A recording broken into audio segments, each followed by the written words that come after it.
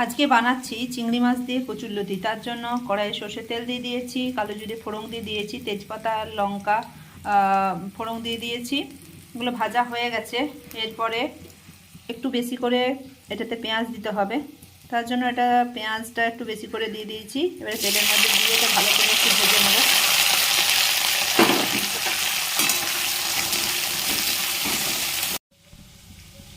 এদিকে একটা মশলা করব, তার জন্য টমেটো রসুন আর লঙ্কা দিয়ে এটা মিক্সিতে পেস্ট করে নেব।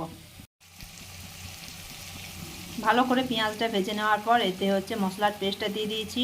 এখানে নুন, হলুদ, কাশ্মীরি লঙ্কার গুঁড়ো, ধনে গুঁড়ো আর জিরে গুঁড়ো দিয়ে মশলাটাকে ভালো করে কষিয়ে নেব।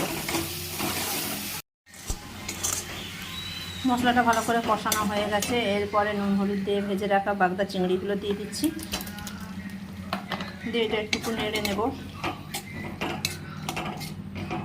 এর সাথে এবারে নুন দিয়ে সেদ্ধ করে রেখেছিলাম কচুরলতিগুলো, সেগুলো দিয়ে দিচ্ছি। তার সাথে এটা ভালো করে মিশিয়ে নিচ্ছি। এরপরে এতে পরিমাণ মতো একটু জল দিয়ে দেবো। অল্প জল দিয়েছি, দিয়ে এবারে ফুটতে দিয়ে দিয়েছি। একটু ফুটে গেলেই নামিয়ে নেব।